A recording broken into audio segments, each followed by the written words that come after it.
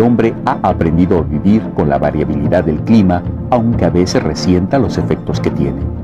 En una sociedad cada vez más informada, tenemos noticia frecuente de las afectaciones a las construcciones, la agricultura, la producción de energía, la pesca y la salud. Hay una población creciente en el mundo que necesitaría tomar medidas preventivas y de remediación ante los desastres. Aunque los ciudadanos escuchan hablar cada vez con mayor frecuencia de conceptos como cambio climático o cambio global, no se puede asegurar que el fenómeno se comprenda en toda su magnitud, por lo que genera desde escepticismo hasta controversia. Paralelamente al estudio del clima y la predicción meteorológica que ya se llevan a cabo en México, es necesario promover la formación de recursos humanos en investigación, técnicos y de divulgación para explicar los efectos de la variación climática a nivel local, regional y planetario, así como para la evaluación de los riesgos que enfrentará una creciente población.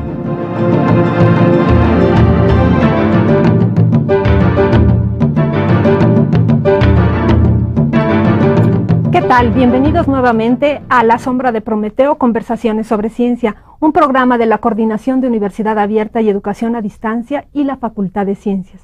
Como siempre, nos da mucho gusto tenerlos nuevamente con nosotros, que se interesen por estos temas.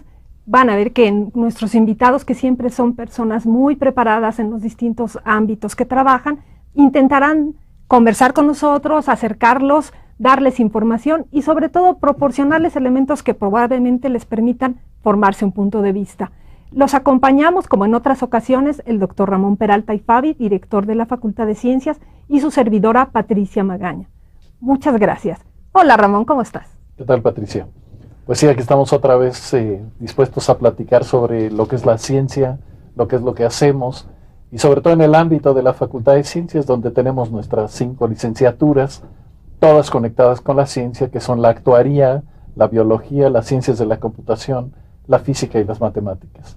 Y como siempre, pues son pretextos para encontrarnos y buscar temas de interés, no solo para nosotros, que uno podría decir casi cualquier cosa, pero luego para los demás resulta bastante aburrido.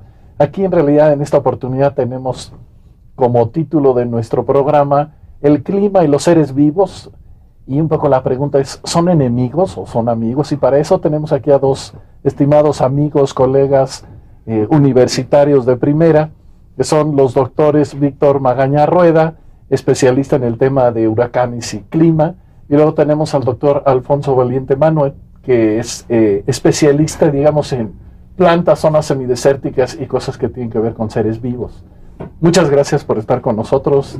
Gracias. Y pues empezamos esta plática. Patricia, ¿por qué no empiezas? Pues creo que podríamos iniciar haciendo algunas preguntas básicas que nos remiten nuevamente a los asuntos que en la cápsula ya se presentaban y que tienen que ver con que la sociedad con mayor frecuencia oye de términos, pero los oye y no necesariamente está claro qué significan. Entonces, en esta oportunidad me gustaría preguntarles a ambos, bueno, ¿qué es el clima?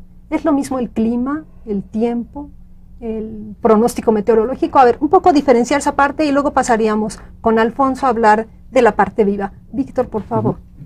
Sí, en realidad el clima es una especie de promedio de lo que conocemos como tiempo meteorológico. Y aquí siempre quiero rebasar el tradicional concepto de tiempo es lo que vemos en un día y clima es lo que vemos durante muchos meses, porque cuando uno aborda el campo de las ciencias atmosféricas ya desde el punto de vista además de física, lo que uno se refiere como tiempo meteorológico son procesos que le llamamos a veces como inestabilidades. O sea, estamos en el día soleado y de repente por alguna razón se empiezan a formar nubes muy intensas y nos cae un chubascón terrible, ¿no?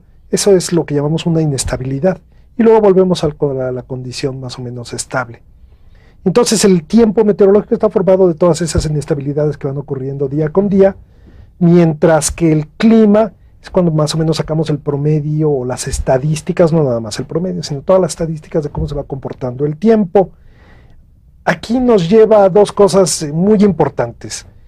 Cuando hacemos pronóstico del tiempo, lo que queremos reproducir son esos procesos que de repente, ¡pum!, generan la estabilidad, la tormenta.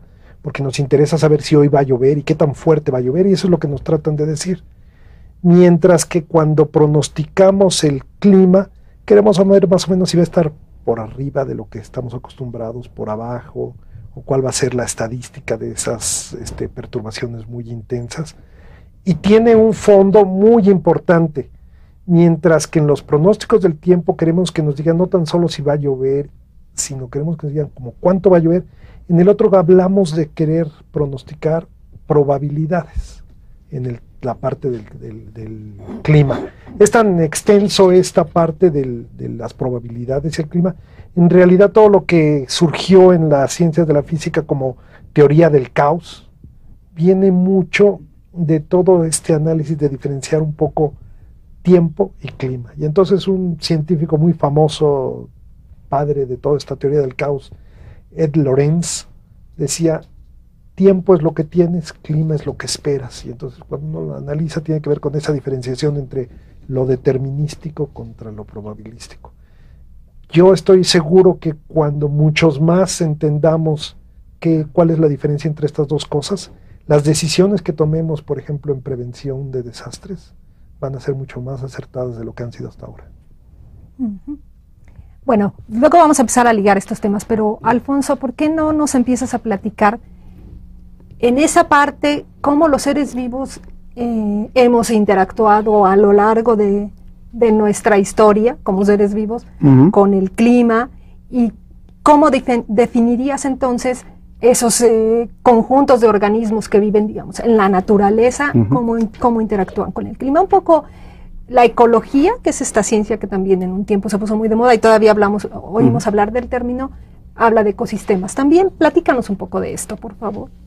Bueno, quizás lo principal es que todos los organismos responden al clima, y la forma más fácil de ver esto y analizarlo es que hablamos de zonas mundiales de desiertos, por ejemplo, que tienen que ver con los patrones de circulación de la atmósfera, y estas zonas de desiertos están concentradas a los dos lados en latitud norte y sur, entre los 20 y los 40 grados de latitud. Ahí se concentra gran parte de los desiertos del mundo. O podemos hablar también de ambientes alpinos, en las grandes montañas, en donde las temperaturas son de congelamiento durante la noche, una gran diferencia entre las temperaturas del día y la noche, y obviamente entonces tenemos organismos que, digamos, están equipados, por decirlo así, con una serie de rasgos que les permite sobrevivir, al igual que en los desiertos. O hablamos de las zonas boscosas. México tiene zonas boscosas importantísimas porque somos un país lleno de montañas, y entonces estamos viendo que la distribución de los organismos está respondiendo primariamente, de manera muy importante, con el clima, ¿no? Y bueno, ahora eso ligándolo con el tema o el concepto de ecosistema, que es uno de los conceptos más utilizados sin duda en la actualidad, y que es un concepto que relaciona la comunidad de organismos, y ahí entra todo, desde organismos que viven en el suelo hasta plantas, animales, polinizadores, etcétera,